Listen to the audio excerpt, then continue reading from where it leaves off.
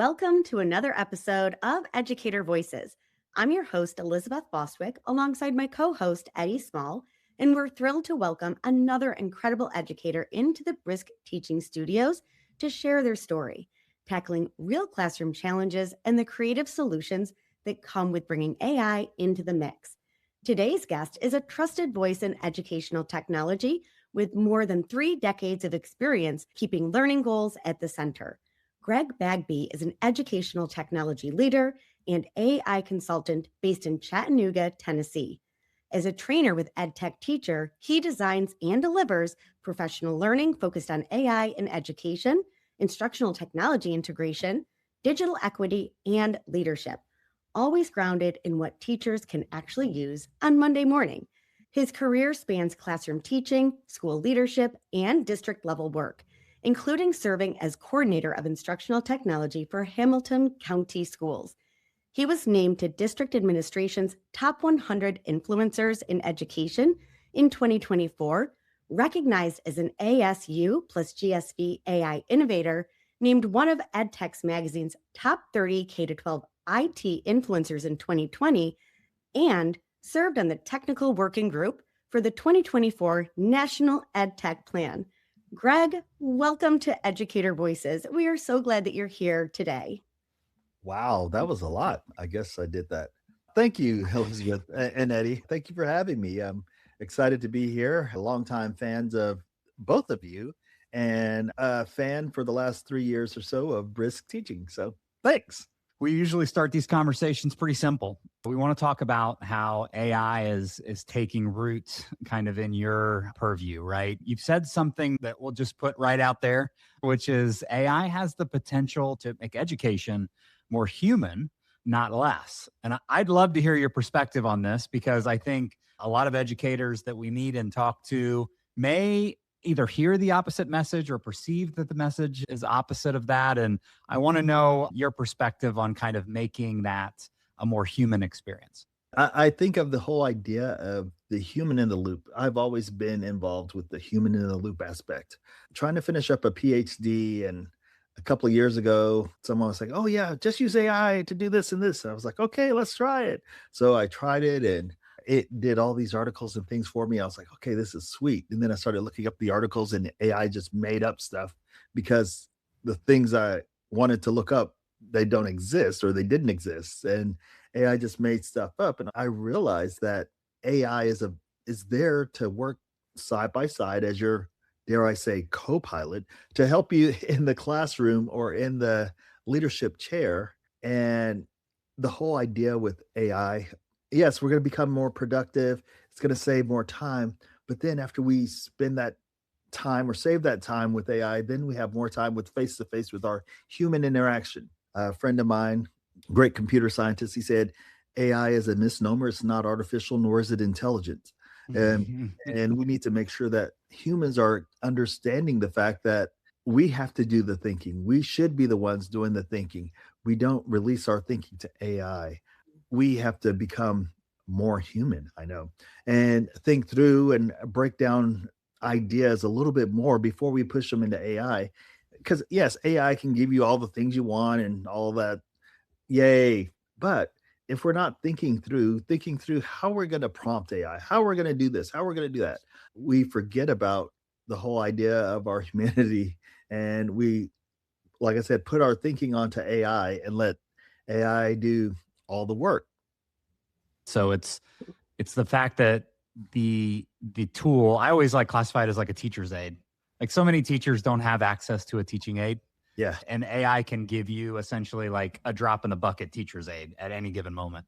So thank you for speaking to that. And one of the other things I'll add to your teacher's aid aspect, the very best time I ever had teaching a class in my life was a computer class where I taught, and Stephen Park was on the other end of the computer lab. He had a class and I had a class. We both had 2 separate classes at the same time.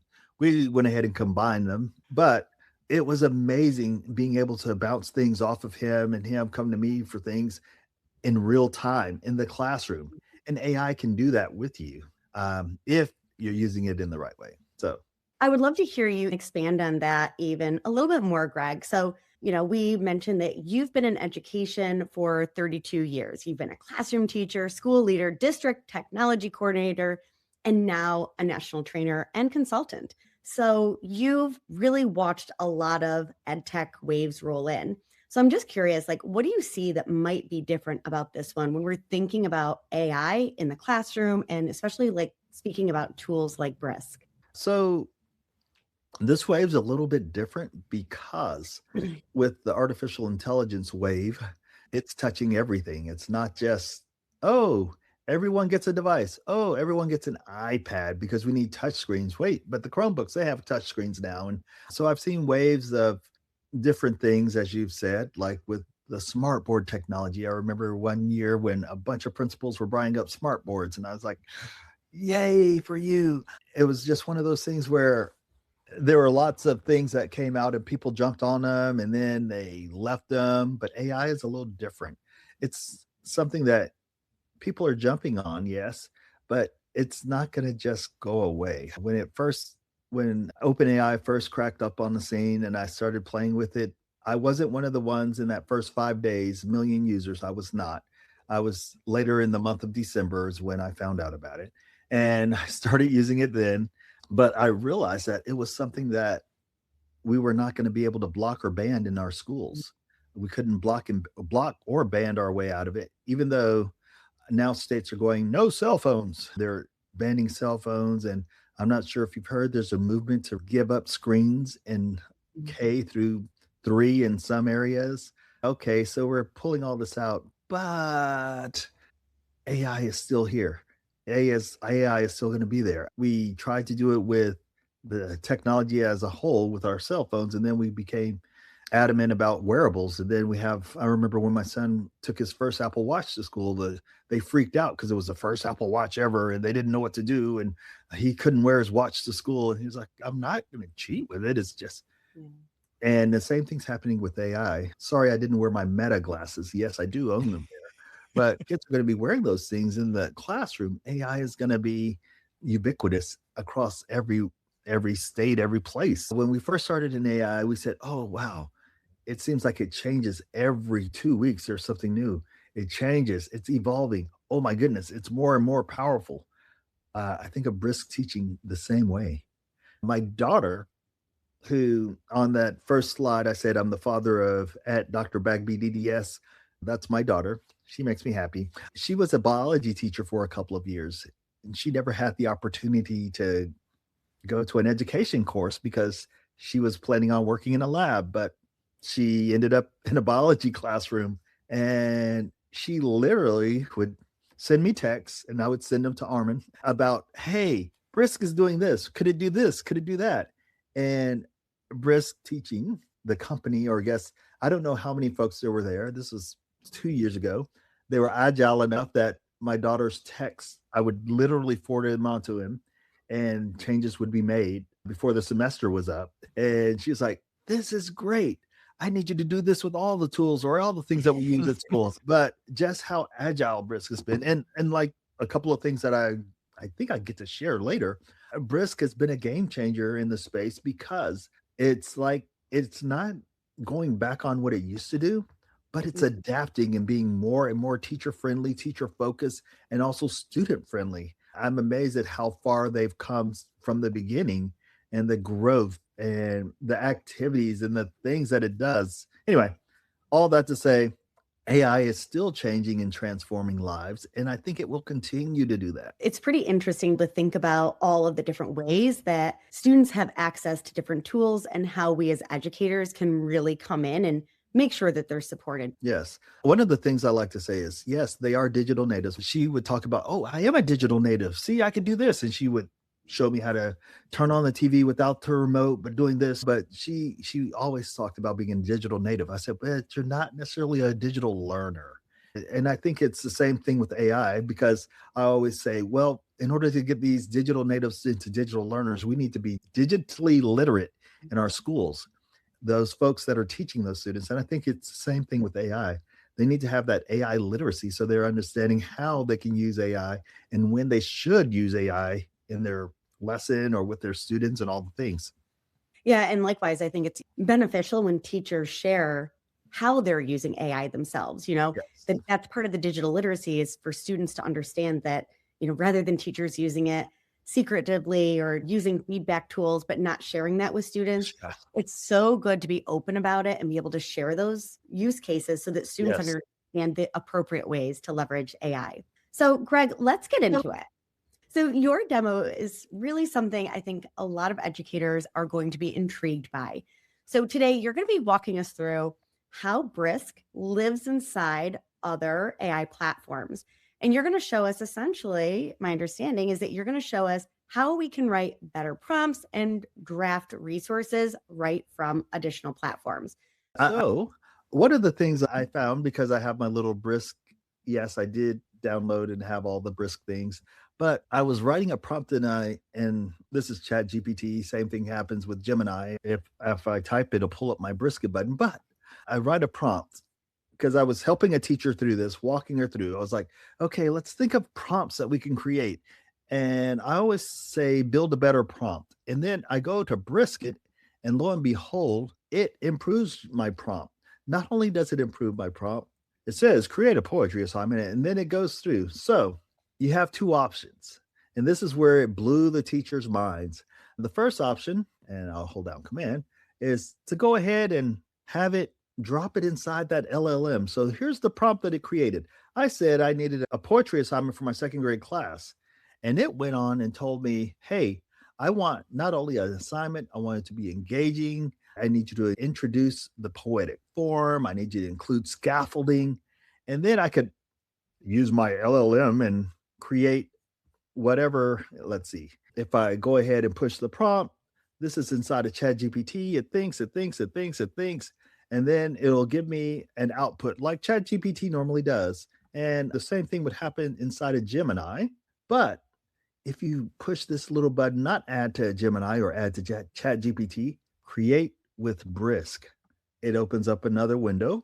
And look at this. It has your prompt here on the right side, giving you the information. And then it has, how are we going to use this? Are we going to use this inside of a Google Doc? Or are we going to put this inside of a presentation? Are we going to have exemplars available for us? And wait a minute, have we been studying poetry and it's going to create a quiz, or do we need a pulse check to see where the kids are, or an exit ticket? That simple prompt, it allowed me to, let's add to bundle. What is that? I'm adding things. Wait, I'm adding the things that I wanted to create. And it allows you to go ahead and build these things together, and then it creates your bundle. This blows teachers' minds. When they do this, they're like, but I was using my Chat GPT. I was using my Google Gemini or my Microsoft Copilot. I don't know. The fact that from that one prompt, it will go ahead and create these things for you, develop these things for you. And one of the things I say about all the things that AI will create for you, it is just a draft. When it's creating, it is just a draft. It is never the be all end all. And we need to make sure we're thinking about that. We need to make sure that even with the quiz, we need to make sure that we're thinking these are drafts. These are not the be all end all. AI can make mistakes. One of the things that I like is just shocking the teachers with this. I know this sounds silly because I say, oh, you're a Chat GPT user. Why don't you download the Brisk app or the extension? And they're like, why? I use Brisk, but it's only when I use it with my Google Docs and I do it inside of here and I have it do this and do that. I've always been a fan of app smashing, and I believe this is a way that we can app smash for the good. What we love to say, Greg, is that Brisk really works where you work, right? Yes, it saves time. You can create all of your instructional materials, but ultimately we want to support educators where they're working. And what that means is like people can go to Gemini, ChatGPT, Copilot, and more. They can find that Brisk button. They can send everything that's generated right to Brisk on the web and bundle their instructional materials, or by going at the bottom of the prompt, then it will open the extension. So there's always those options, but we're really looking to meet educators where they're at. And I love how you showcase that. I think I said it earlier, but I want to reiterate the fact that as the teachers are saving time and doing all these things with creation, please make sure that you allow that time to be used for face to face with students or face to face with teachers or face to face with others. Don't just save time to spend more time doing busy work. All right, Greg. So before we let you go, I really want to give you the opportunity to jump in on talking a little bit about where people can find you. Obviously, you are a national treasure, and we want to make sure that other folks can get as much expertise as they can from you in all of the spaces. So tell us where people can find you, how people can reach out to you if they stumble upon this episode and want to learn more. At Greg Bagby is where you can find me on most of the socials. I spent a lot of time on LinkedIn recently, and I'm usually at most of the bigger ed tech conferences. I'll be at the ISTE thing, and I'm doing some work with the BET people.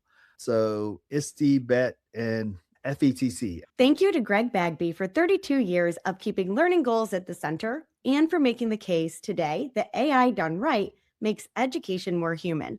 To everyone listening, where in your week is friction getting in the way of the work you actually want to be doing? And what would it look like to let AI clear that path? Share your reflections in the comments below and subscribe to Educator Voices so you never miss a conversation like this one. We'd also love for you to join our community and get certified as a Brisk AI professional.